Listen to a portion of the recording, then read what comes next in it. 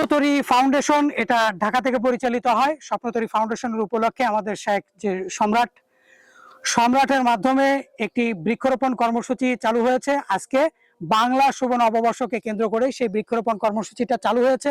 আমরা ইতিমধ্যে কিন্তু বৃক্ষরোপণ কর্মসূচি চালু করেছি আমাদের সেই বিখ্যাত খাল, অর্থাৎ মাথাভাঙ্গা খালের পার দিয়ে কিন্তু আমরা সেই বৃক্ষরোপণ কর্মসূচি চালু করেছি। তাল বীজ না, সরাসরি তালের চারা রোপণ কর্মসূচি। আর এখানে লক্ষণীয় বিষয়টা হচ্ছে এখন কিন্তু যেহেতু পহেলা বৈশাখ, পহেলা বৈশাখ মানে হচ্ছে গিয়ে বৈশাখী ঝড়, কালবৈশাখী ঝড়, এবং এই পহেলা বৈশাখী কালবৈশাখী ঝড়ের সাথে কিন্তু রয়েছে ভয়ঙ্কর সেই বজ্রপাত।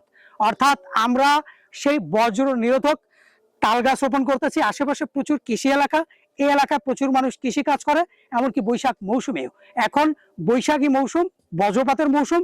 এই বজ্রপাতের মৌসুমে আমরা পয়লা বৈশাখে এই ঝড়ের ভিতরে আমরা আপনার এই তালের চারা রোপণ করতেছি।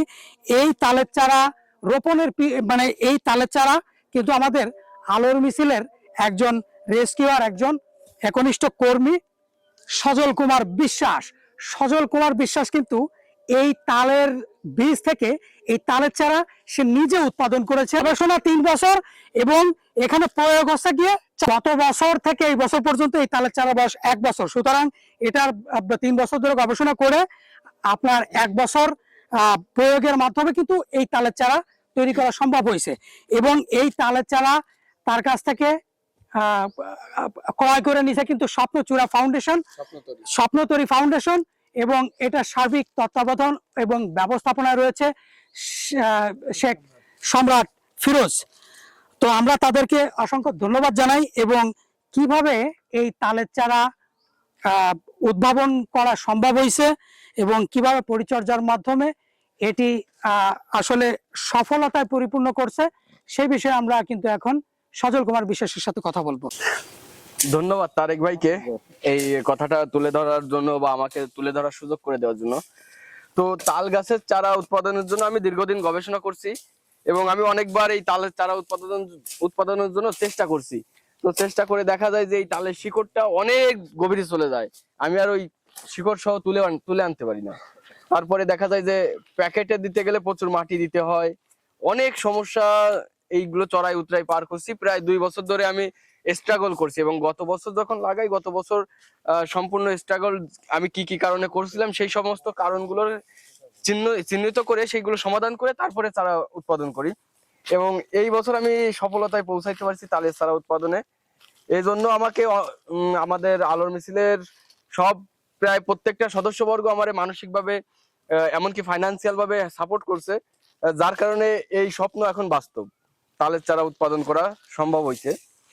এবং এই তালের চারাগুলো এখন যেটা দেখতে পাচ্ছেন, এইটা আর মরার কোনো সম্ভাবনা নেই। এই তালের চারাগুলো ঠিক সঠিক সময়ে মাটি থেকে উত্তোলন করা হয়েছে এবং উত্তোলন করে প্যাকেটে দেওয়া হয়েছে। আর এইখানে অনেক ধরনের এই তাল গাছের শিকড়ে আবার একটা পোকা লাগে, যেটাকে সাধারণত ছোট এক ধরনের মাছির মতো পোকা, ওই পোকাতে এই তালের চারার শিকড়গুলো খেয়ে ফেলে। তো সেই পোকা নিরসনে আমি বিভিন্ন রাসায়নিকের ব্যবহার করছি। যদিও আমরা রাসায়নিক পরিপন্থী, তবে এইটা হচ্ছে গিয়ে নিজেদের সেফটির জন্য রাসায়নিক ব্যবহার করতে হয়েছে, কারণ এইখানে আর কোনো উপায় ছিল না। উপায় না থাকার কারণে রাসায়নিক ব্যবহার করে এটার গোড়া সেফটি দেওয়া হয়েছে। এবং মাটিতে পর্যাপ্ত পরিমাণে জৈব সার ব্যবহার করা হয়েছে, যাতে গাছ পরিপূর্ণ উপাদান কি বলে শারীরবৃত্ত উপাদান পায় এবং গাছ বেঁচে থাকতে পারে, খাবার সংগ্রহ করতে পারে। আর এখন এই গাছের শিকড় যে পর্যায়ে গেছে, এই গাছ মরার সম্ভাবনা বলতে গেলে নাই। 90% বাঁচার সম্ভাবনা এবং 10% মরার সম্ভাবনা এখনো থেকে যায়। তো এখন এই স্বপ্ন বাস্তব। ধন্যবাদ সবাইকে, আর ফিরোজ ভাইকে ধন্যবাদ প্রথম আমার গাছগুলো রোপণের জন্য নিয়ে আসার জন্য, এবং স্বপ্নতরী ফাউন্ডেশনকে ধন্যবাদ আমার গাছগুলো সিলেকশন করার জন্য। ধন্যবাদ সবাইকে।